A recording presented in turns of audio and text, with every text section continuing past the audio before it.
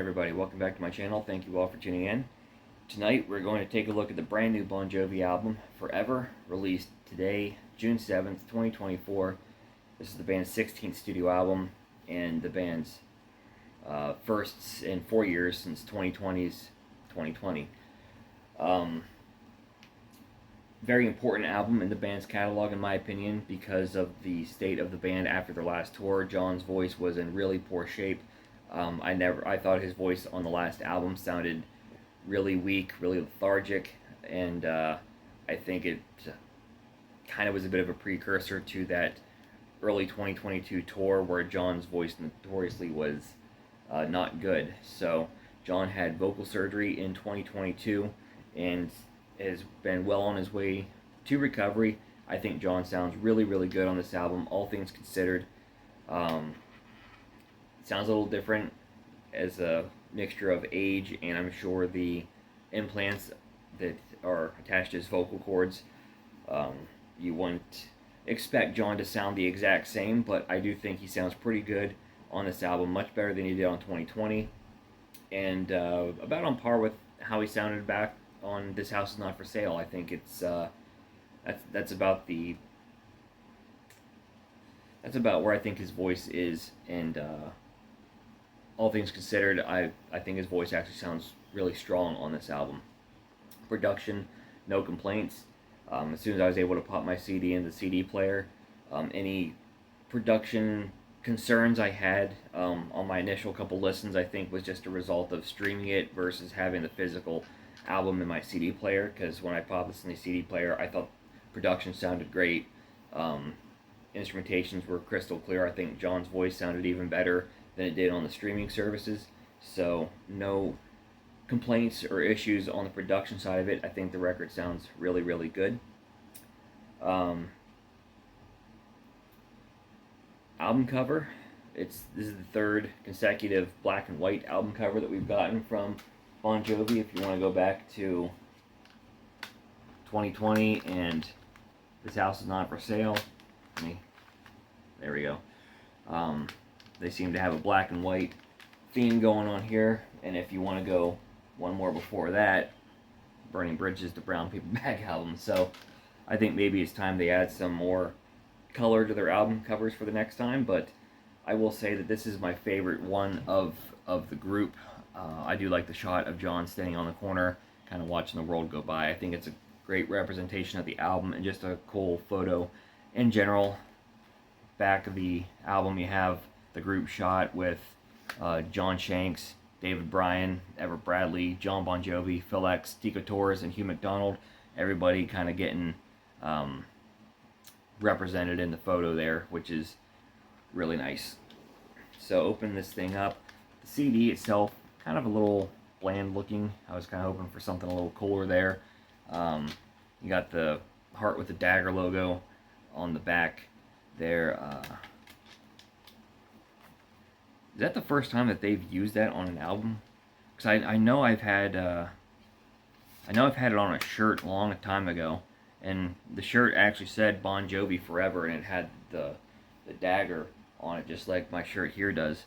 I think this might be the first time they used it on an album. Or no, I think it was on What About Now, but I think this is the second time they've used it on an album. Inside booklet, pretty straightforward. Just got the lyrics to all the songs. Nothing too fancy. Always happy to have the lyrics, though I think some shots of the band would have been really cool to have. But what really is important, of course, is the music contained within. So let's talk about all the tracks that make up the brand new album, Forever. Starting with the very first song, Legendary, the first single from the album.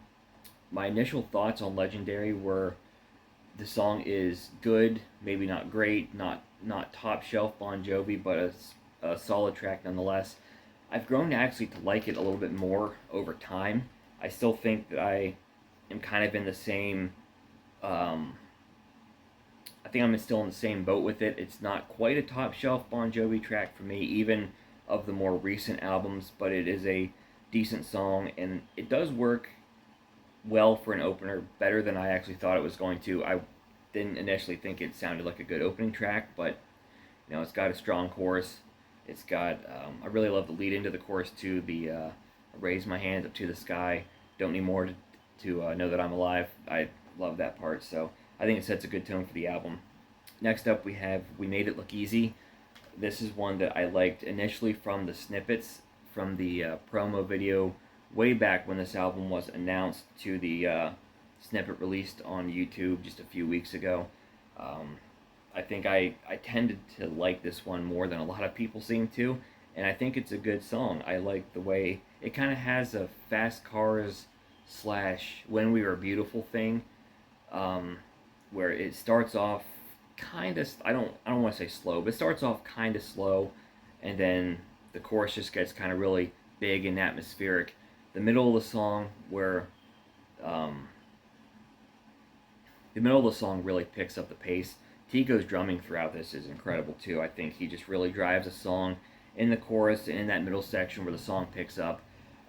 Phil X gives us a nice melodic solo. I think it would have been a perfect spot for him to just kind of let one rip a little bit, extend that middle section of the song, and add a really nice solo. Would have just put this song over the top. But I like this one a lot as it is. We Made It Look Easy is one of the standouts on the album for me. Living Proof, the third track, the second single, The Return of the Talk Box, sounds like something straight off Have a Nice Day. I still like this song better every time I listen to it. John sounds strong. The lyrics are great. Really no complaints with Living Proof. I think it's a great song that really throws you back 20 years. It sounds so much like Have a Nice Day. Track 4, we have Waves. This one, I think, has a real Crush meets Lost Highway vibe to it. This is a little bit more of a relaxing track after the last one, and a very strong and catchy chorus, which I think makes the song. Pretty nice solo from Phil as well in this one. Then we come to track 5, Seeds, and oh my gosh, the preview did not do this one justice. When the snippet for this one came out, I thought, I'm not getting this. I thought this was going to be an absolute dud, but this is actually one of the best songs on the album. It has almost a Next 100 Years kind of a feel to it. It in that the way that Next 100 Years kind of feels epic and grand, this one feels. The song rocks a little harder than I was expecting it to. It slows down a bit for the chorus, but the verses are decently rocking. It's not heavy, but I think it's decently rocking. There's a nice string arrangement in this song. The build-up at the end of the song is fantastic. I love the way that it just builds up right at the end, pauses, and then comes back for just one final grand finale. Is really, really cool. It's something different for Bon Jovi, too. I just thought that it was a really cool ending to the song. Seeds is a great song. It's one of my favorites. Next, we have Kiss the Bride, a song that John wrote for his daughter, Stephanie, who is engaged to be married. And I cannot fault John for the sentiment of the song, and I understand what it means to him. But I think I speak for a lot of fans when I say this is probably the most forgettable song on the album to me. It's my least favorite song, though it's not bad. It's good for what it is. I appreciate the sentiment, but it's the only song I found myself skipping as I've gone through this one today. Not horrible by any means. I think Bon Jovi have far worse songs in their catalog than this, but this is just the one that has resonated with me the least on this one. It's also the one I find to be the least memorable. Next, we have track 7, The People's House. This is another one that, judging from the snippets, I didn't really know what to make of it. But this song is fantastic. It has a really nice driving Keep the Faith bass line that drives this song right along. All the individual instrumentation, I think, much like in Keep the Faith, it just gives you so much to listen to. And there's a nice little bounce to the song as well. Tico's drumming all over this album. Teague's like 70. I mean, he's the oldest member of the band. I think if he's not 70, he's pushing 70. His drumming's really good on this one. There's just many instances where I just find myself thinking, man, Teak still got it. Um, Truly an underrated drummer, in my opinion. Tico Torres is amazing. But another song that has a really cool, probably Phil's best solo, and a really cool sort of way that the song ends as well. It just, gosh, it's, I don't know what to say. The bass line drives the song right up to the end, where I think Teak steals a show at the end.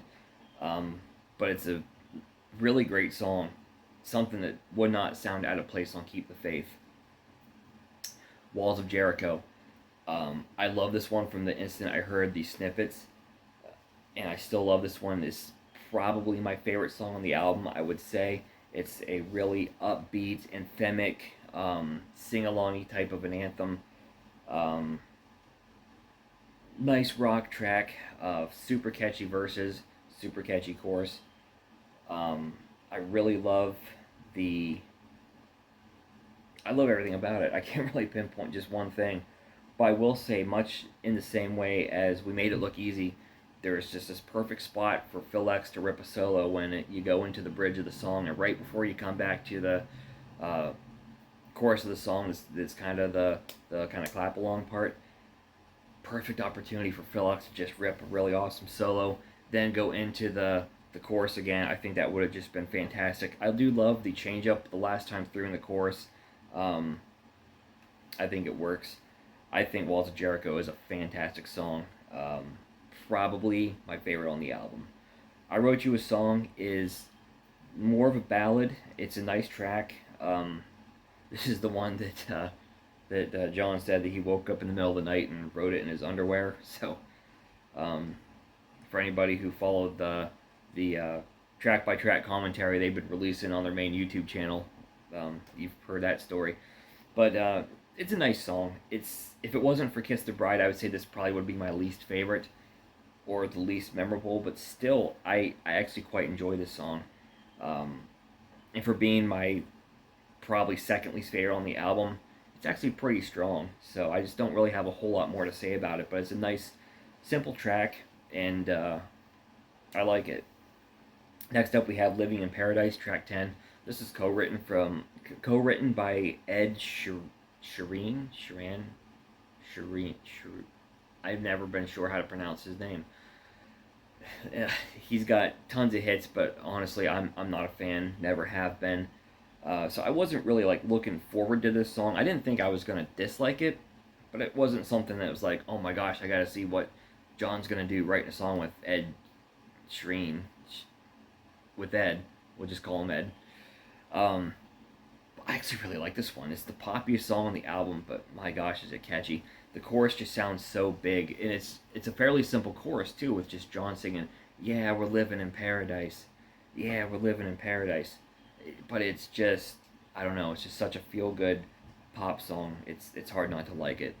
My First Guitar is kind of a cool story about John being reunited with his first guitar. So the reminiscent nature of the song, I think, is quite nice, and also the reference to Kiss, because Kiss was also my first favorite band. So when John sings about um, the Kiss records in the middle of the song and being a young rock and roll star, totally get it. Kind of cool to have my favorite band of all time um, give a shout out to the band that started it all for me. So I did enjoy that quite a bit. But My First Guitar, um, it's another one where I really like the instrumentation, especially toward the end. It's just another song that builds up nicely towards the end.